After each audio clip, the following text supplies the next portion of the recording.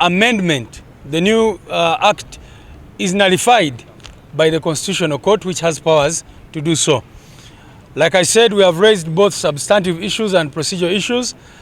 You know that the procedural issues we are raising, they were there for everybody to see, that they violated all the processes that they should follow while passing laws.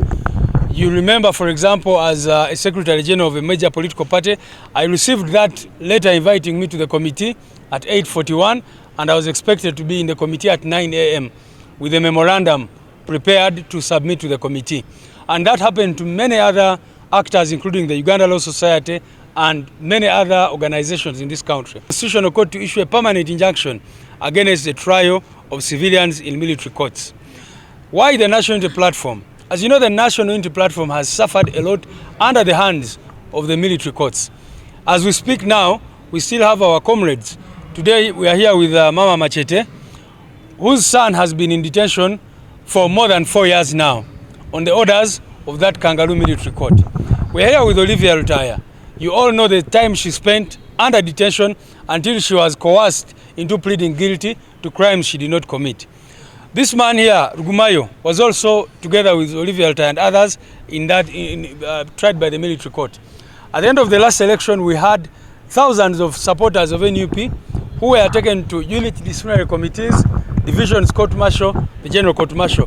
All these military establishments trying our people, majority of whom were abducted, not given due process. You remember the team which was picked from Karangara, which included Eddie Mutwe, Nubian Lee, and many others. Those people were taken to the military court without following any law and all that. So we are saying that the Constitutional Court has power and should quash the amended UPDF Act, in particular as relates to the trial of civilians in military courts. I want to also make it clear that that act included many other things about welfare and all that. We are not challenging those provisions. We are only challenging provisions which relate to the trial of civilians in military courts. UPDF Amendment Act was passed in a very surreptitious manner like they did. We promised to go to court, to petition court. Here we are today. Of course, it's taken a bit of time because we needed to wait for the gazettement of this law, which took a bit of time and so on. So anyhow, we got set and here we are filing this petition against this law. There's numerous issues that are of concern, but key of them are three. Number one, the Supreme Court did rule saying civilians have got no place under military courts. Now, for Parliament to pass a law to try and do away with a decision of court, that goes against the Constitution, Article 92. So that's number one. Number two, in passing any law, it's got to be consultative. Our laws provide for how that gets to happen, our rules of procedure and so on and so forth. This law was not consultative. The first reading was today, then invitations went out that very day saying all stakeholders come tomorrow morning and no one will be accepted beyond that day. You don't do that because if a law is good, allow for adequate consultation. That did not get to happen. Number three, this law was passed without quorum. Now, of course, our colleagues in the NRM have got the numbers they require even for quorum. But like they normally do, this time they did not do adequate mobilization because they thought we were going to stay in the house. To their shock, last minute, we moved out of the house as the opposition. The numbers that remained there did not amount to quorum. And the law is very clear. The law, any law has got to be passed with adequate quorum. So those are the key issues, among others, that we are challenging. We are hoping that the Constitutional Court will look at all these matters because it's been settled law by none other than the Supreme Court of the land. Simply because it is court, the Supreme Court, that said civilians should be kept away from military courts. So we are hoping that the courts of law in this country will stand up for their own and fight for their space. Because what happened is a violation of a decision of court. So this is beyond us, political actors and the victims and so on. We are saying court, unlike all other times, now you are the one on the spot. You passed a ruling, the highest court of the land. It's been violated by all and sundry. Please don't just look on.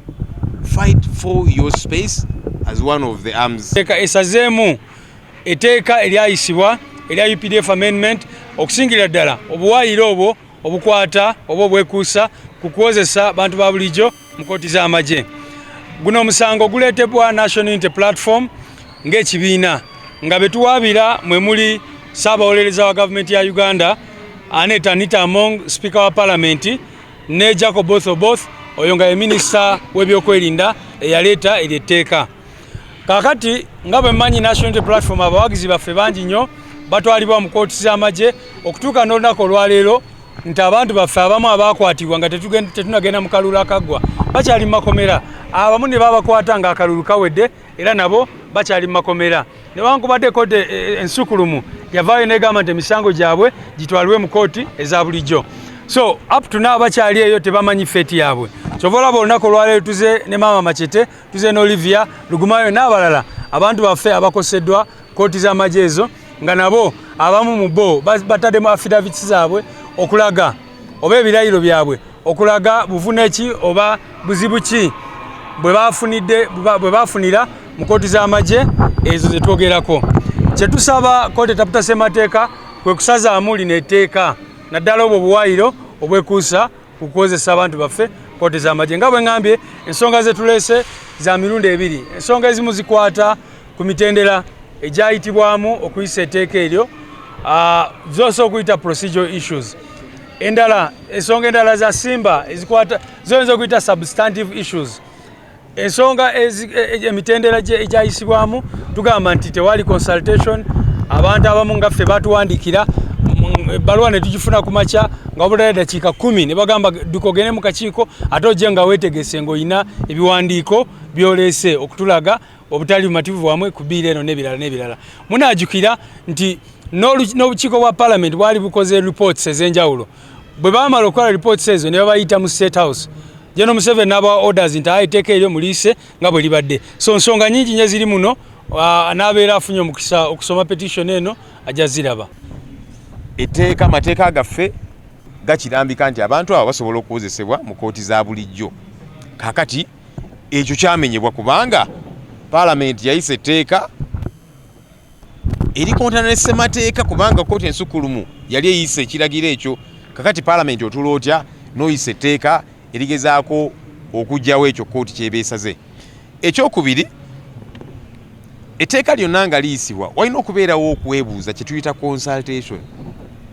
Ekyo tekyakolebwa kubanga abantu amabalowa gabatuukako ssaawa 3 tijangu ssaawa 3 kitundu ate tetusukka leero. Etteeka bw'oba ogamba nti ddungi nnyo, lwaki obeera oli papya? Kikyoba okwesa, kikyobeera okukusa. Ekyokusatu ate nga nakyo kyankizo, tewaaliwo ennamba ezeetaagisa okuyisa etteeka lyonna kye tuyita quorum mu luzungu. Bannaffe abali ku ludda olwa NRM balina ennamba ezibeetaaga zebabeetaaga mu kaseera konna okuyisa etteeka lyonna, naye ku olwo olunaku tebakola mobilization emala kubanga baali bamanyi nti naffe tujja kubeera mu house nga tutudde.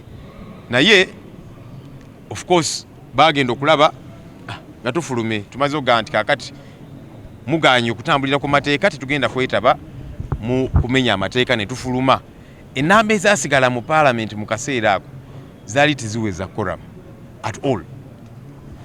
So katusuubire nti kooti ejja kutunula mu nsonga zino. Ffe tugamba nti kino tekiri just kuffe ng'ekibiina ba Olivia Lutaya, Maama Machete wali Balugumayo n'abalala bangi abakoseddwa kooti y'amagye.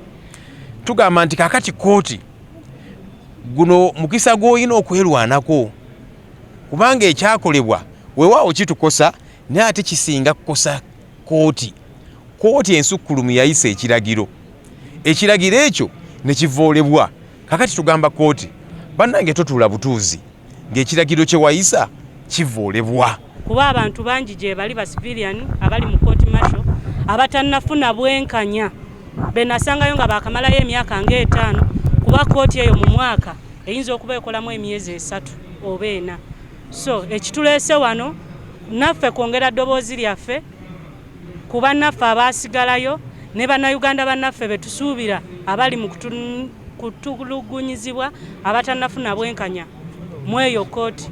So tuyise mu kibiina kyaffe ekya National Unity Platform okutuyambako okusitula eddoboozi lyaffe nga tusaba eri bannayuganda mwenna Lero kiyinza okuba nga kiri kunze, enkya kiyinza okuba ku ggwe oba ku mwana wo. Mbasaba tusitukire wamu tulwanyise obutali bwenkanya obuli mu ggwanga lyaffe Uganda. Tulina okusomoozebwa ffe nga bannamateeka ababadde nga tukola kukiikirira abantu bano mu kkooti y'amagye. Era waliwo ensalawo nnyingi eza kkooti nga ziraga nti kkooti y'amagye ebiseera bingi tegoberera kye bayita principle of fair hearing oba okukozesa abantu mu biseera, era nga kino kyeyolekera ddala ku example kambawe ya Bobby Yang nti yasemba okujja mu kkooti martial nga 3 Oktoba 2024 naye okutuukira ddala nga 17 February 2025 kkooti y'amagye lwe yasazibwamu. Kkooti y'amagye yali temuwanga lunaku lwonna lwakulira musango gwe yadde okunoonyereza okubeera nti balaba we gutuuse. So ekyo kikulaga nti omuntu yenna ne bw'aba awozesebwa mu kkooti y'amagye ne bw'aba w'amagye ne bw'aba si w'amagye waliyo okubeera ng'eddembe ly'obuntu eryogerwako mu ssemateeka terituukirizibwa. Era nga tulese petition eno tugamba nti abantu bonna abawozesebwa mu kkooti y'amagye ab'amagye n'ab'amagye bennyini eddembe lyabwe lityoboolwa ne bwenebeera nga kkooti esigaddeyo ku lw'ab'amagye bokka. Tuyina okulwanirira eddembe lyabo abawozesebwa ne libeera nga teriyisibwa mu maaso mu kkooti y'amagye. Then ekyokubiri ekyaba civilians okuba nti bawozesebwa mu kkooti eyo tufunye okusoomoozebwa nti ebiseera bisinga kkooti eyo bw'eba etudde ey'amagye ate tekkirizibwamu bantu ba bulijjo abooluganda b'omuntu ab'amawulire okukavaringa ebigenda mu maaso ate ng'ensi eba erina okutegeera nti okuwozesebwa okukuli mu bulambulukufu. Era ebiseera ebisinga babaddeko ku kkooti emulabye ng'abantu baggalirwa ebweru wa geeti y'amagye. So amateeka gaffe galambika bulungi nti kkooti yonna erina okubeera nga bw'eba eneewozesa omuntu ng'egobyemu abantu abalala erina okuwa ensonga lwaki egobamu abantu abalala era lwaki excludinga bannamawulire okavalinga proceedings ezo. So ffe nga bannamateeka ensonga ezisinga obukulu lwaki tulaba nga kkooti y'amagye yeetaaga okuba ng'ekubwamu ttooki n'okuba nti abannansi tebawozesebwa kyekyokuba nti emanyi okukola kutuuza kkooti yaayo naye nga emitendera mu mateeka egyogerwako mu constitution tegigoberedde.